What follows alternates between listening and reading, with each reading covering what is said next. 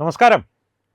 ഷർമിള ടാഗോർ പഴയകാലത്ത് നടിയാണ്. 60കളിൽ വളരെ പ്രസിദ്ധയായ ഒരു നടിയാണ്. ഗ്ലാമർ വേഷങ്ങളിൽ തിളങ്ങിയ, പ്രത്യേകിച്ച് ഈവനിങ് ഇൻ പാരീസ് പോലുള്ള സിനിമകളിൽ, ഹിന്ദി സിനിമകളിൽ ആദ്യത്തെ ബിക്കിനി അണിയുന്ന സിനിമാ താരങ്ങളിൽ ഒരാളായി പ്രേക്ഷകരുടെ മനം കവർന്നൊരു താരമായിരുന്നു. 1968 ഇന്ത്യൻ ക്രിക്കറ്റ് ടീം ക്യാപ്റ്റനായിരുന്ന ടൈഗർ പട്ടോഡി, മൻസൂർ അലി ഖാൻ പട്ടോഡി എന്ന നവാബ് പട്ടോഡിയെ നിക്കാഹ് ചെയ്ത് സിനിമാ ജീവിതത്തിൽ നിന്ന് ഏതാണ്ടൊരു അർത്ഥവിരാമം, സിനിമാ ജീവിതത്തിനൊരു അർത്ഥവിരാമം ഇട്ട് കുടുംബജീവിതത്തിലേക്ക് കടന്നു. പിന്നെയും സിനിമാ ജീവിതത്തിലേക്ക് മടങ്ങി വന്നു. പ്രശസ്തരായ മക്കളുണ്ട്. സോഹ അലി ഖാൻ, സാബ അലി ഖാൻ. ഏറ്റവും പ്രശസ്തനായ മകൻ സൈഫ് അലി ഖാൻ ഹിന്ദി സിനിമാ താരമാണ്. നമ്മുടെ കൃഷ്ണമൃഗത്തിനെ വേട്ടയാടിയ കേസിൽ സൽമാൻ ഖാനോടൊപ്പമുള്ള കൂട്ടുപ്രതി. സിനിമകളിലൊക്കെ അഭിനയിച്ചിട്ടുണ്ട്.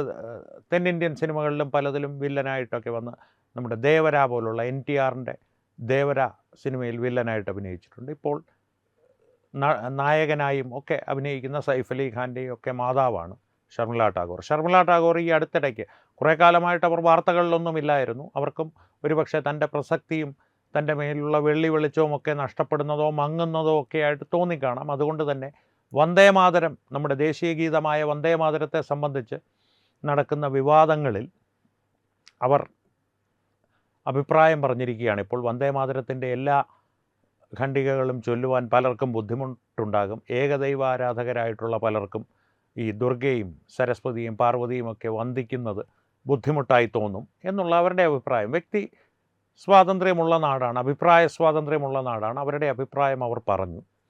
അവിടെ ഒരേ ഒരു പ്രശ്നമേ ഉള്ളൂ. ഷർമിള ടാഗോർ മൻസൂർ അലി ഖാൻ പട്ടോഡിയെ വിവാഹം കഴിച്ച 1968 മുതൽ ഇന്നേ കാലം വരെ, 2026 വരെ, അവർ മാധ്യമങ്ങളിലൂടെ പൊതുജനങ്ങളുടെ മുൻപിലെത്തുന്നത് ഷർമിള ടാഗോർ എന്നുള്ള പേരിലാണ്. പക്ഷേ അധികമാർക്കും അറിയാത്ത, എന്നാൽ അത്ര രഹസ്യമല്ലാത്ത ഒരു വിവരം എന്താണെന്ന് വെച്ചാൽ, മൻസൂർ അലി ഖാൻ പട്ടോഡിയെ നിക്കാഹ് ചെയ്യുവാൻ അവർ മതം മാറിയിരുന്നു.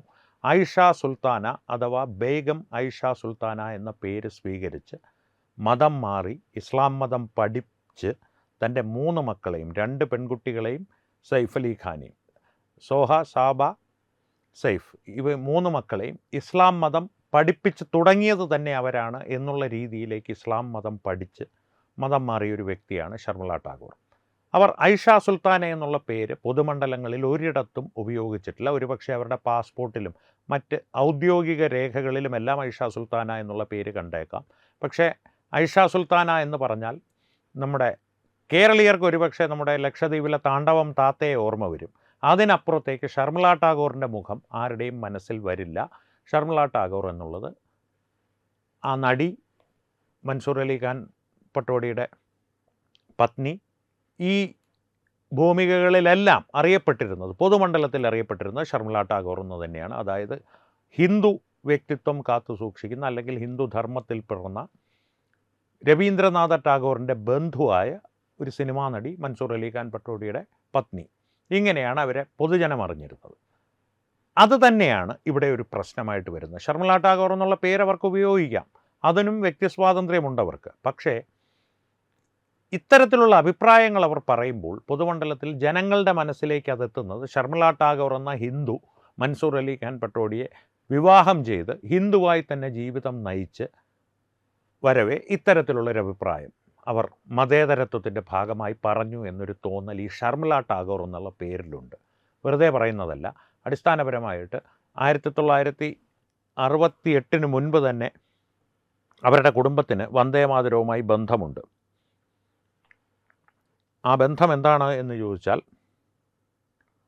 1896 മറ്റോ ആണെന്ന് തോന്നുന്നു, വർഷം ഞാൻ കൃത്യമായിട്ട് ഓർക്കുന്നില്ല, കോൺഗ്രസിൻ്റെ കൽക്കട്ട സെഷനിൽ, ഇന്ത്യൻ നാഷണൽ കോൺഗ്രസിൻ്റെ കൽക്കട്ട സെഷനിൽ വന്ദേമാതരം ഇന്നത്തെ ഈണത്തിലാക്കി ആദ്യമായിട്ട് ആലപിക്കുവാനായി സജ്ജമാക്കിയത് രവീന്ദ്രനാഥ ടാഗോറാണ്.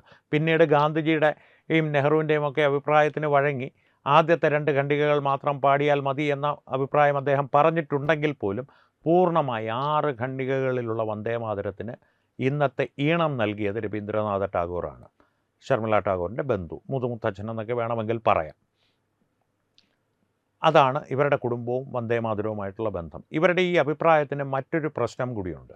ഈ മതേതരത്വം എന്നുള്ളൊരു ധാരണ ഇവരുടെ പേര് കേൾക്കുന്നവരുടെ ഉള്ളിൽ, സാധാരണക്കാരുടെ ഉള്ളിൽ പരത്തുമെങ്കിലും അല്ലെങ്കിൽ ഉണർത്തുമെങ്കിലും അതിനപ്പുറത്തേക്ക് ഒരു മതവെറിയുടെ ഒരു ഛായ ഈ അഭിപ്രായ പ്രകടനത്തിലുണ്ട്. അതിന് ഉദാഹരണമായി അല്ലെങ്കിൽ അതിനെ സാധൂകരിക്കുന്ന തെളിവിനായി അധികമൊന്നും പോകണ്ട. അവരുടെ മകൻ സൈഫ് അലി ഖാൻ്റെ മകൻ്റെ പേര് മാത്രം നോക്കിയാൽ മതി. ആദ്യത്തെ ഭാര്യയിലുള്ള മകൻ്റെ കാര്യമല്ല പറയുന്നത്. ആദ്യ ഭാര്യ അമൃത സിംഗ് ആയിരുന്നു. അതിലൊരു ഇബ്രാഹിം അലി ഖാനുണ്ട് മകനായി. ഒരു മകളുമുണ്ട്, സാറ അലി ഖാൻ. കരീന കപൂർ സൈഫ് അലി ഖാൻ രണ്ടാം വിവാഹം ചെയ്ത കരീന കപൂറിൽ അദ്ദേഹത്തിനുണ്ടായ ആദ്യ മകൻ്റെ പേര് തൈമൂർ എന്നാണ്. തൈമൂർ എന്നുള്ളത് ഭാരതം കണ്ടിട്ടുള്ള ഏറ്റവും വലിയ അക്രമകാരിയായ ജിഹാദിയായിരുന്നു. ഭാരതീയരുടെ തലയോട്ടികൾ കൊണ്ട് ഒരു വലിയ കുന്നുണ്ടാക്കിയ ഒരു കുന്നിൻ കൂമ്പാരങ്ങൾ ദില്ലിയിൽ ഉയർത്തിയ ഒരു അധിനിവേശ ജിഹാദിയുടെ പേരാണ് സ്വന്തം മകന് സൈഫ് അലി ഖാൻ ഇട്ടത്. അങ്ങനെയുള്ളൊരു അധിനിവേശ ജിഹാദിയുടെ പേര് ചുമക്കുന്ന ഒരു കൊച്ചുമകൻ്റെ അമ്മുമ്മ കൂടിയാണ് ശർമിള ടാഗോർ. ഇതെല്ലാം ഒന്ന് ചേർത്ത് വായിക്കണം ശർമിള ടാഗോറിനെ പോലെയുള്ളവർ വന്ദേമാതരത്തിനെക്കുറിച്ച് അഭിപ്രായം പറയുമ്പോൾ. ഈ അഭിപ്രായം ഞാൻ നിങ്ങളുടെ മുമ്പിൽ അവതരിപ്പിച്ചത് വ്യക്തിപരമായിട്ടുള്ള എൻ്റെ അഭിപ്രായ സ്വാതന്ത്ര്യത്തിനെ മുതലെടുത്തുകൊണ്ട് തന്നെയാണ്. പക്ഷേ ഞാൻ അടിസ്ഥാനപരമായിട്ട് നജീബ് മനോജ് വേണുഗോപാൽ എന്നുള്ള പേരിൽ നിങ്ങളുടെ മുമ്പിൽ എൻ്റെ അഭിപ്രായം അവതരിപ്പിക്കുന്ന ഒരാളല്ല. ഞാൻ ശർമിള ടാഗോറിൻ്റെ അത്രയും പ്രശസ്തനല്ലെങ്കിൽ പോലും അടിസ്ഥാനപരമായിട്ടൊരു വ്യക്തിത്വം കാത്തു സൂക്ഷിച്ചുകൊണ്ട് തന്നെയാണ് എൻ്റെ അഭിപ്രായം ഞാൻ പറയുന്നത്. ഹിന്ദുവായ ഞാൻ വന്ദേമാതരത്തിൽ അഭിമാനിക്കുന്നു. വന്ദേമാതരം നമ്മുടെ ദേശീയ ഗീതമാണ്. അത് ആലപിക്കണമെങ്കിൽ 6 ഖണ്ഡികകളും ഒരുമിച്ച് തന്നെ ആലപിക്കണം. അതിൽ യാതൊരു കുറവോ വീഴ്ചയോ വരുത്തുവാൻ പാടില്ല. അത് ഏത് ശർമിള ടാഗോർ ആയാലും, ബേഗം ഐഷ സുൽത്താനെ ആയാലും, ഇനി മൻസൂർ അലി ഖാൻ പട്ടോടി ഖബറിൽ നിന്ന് എഴുന്നേറ്റ് വന്നാൽ അദ്ദേഹമായാൽ പോലും ഒരു വീഴ്ചയും വരുത്തുവാൻ ഇപ്പോഴത്തെ നിയമം അനുവദിക്കുന്നില്ല. അല്ലെങ്കിൽ ആലപിക്കുവാൻ പോകരുത്.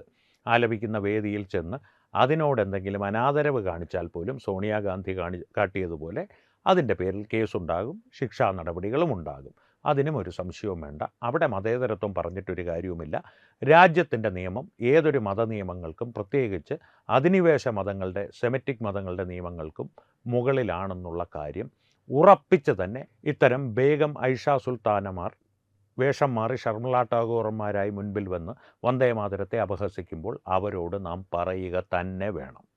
അതിനുവേണ്ടി മാത്രമാണ് ഈ ഒരു വിഷയമെന്ന് നിങ്ങളുടെ മുമ്പിൽ അവതരിപ്പിച്ചത്. ഈ വിഷയത്തെ സംബന്ധിച്ചുള്ള നിങ്ങളുടെ അഭിപ്രായങ്ങൾ തീർച്ചയായും കമൻറ്റുകളിലൂടെ ഞങ്ങളുമായി പങ്കുവയ്ക്കുക. ഒപ്പം വീഡിയോ ലൈക്ക് ചെയ്യുക, പരമാവധി ആളുകളിലേക്ക് വീഡിയോ എത്തുവാനായി ഷെയർ ചെയ്യുക. ഏറ്റവും പ്രധാനപ്പെട്ട കാര്യം, തത്വമയി ന്യൂസിൻ്റെ യൂട്യൂബ് ചാനൽ നിങ്ങൾ ഇതുവരെ സബ്സ്ക്രൈബ് ചെയ്തിട്ടില്ലെങ്കിൽ സബ്സ്ക്രൈബ് ചെയ്യുക. അപ്പോൾ ഈ വിഷയത്തിലും മറ്റു വിഷയങ്ങളിലും സംവാദങ്ങൾ തുടരട്ടെ. വീണ്ടും കാണാം. നന്ദി, നമസ്കാരം.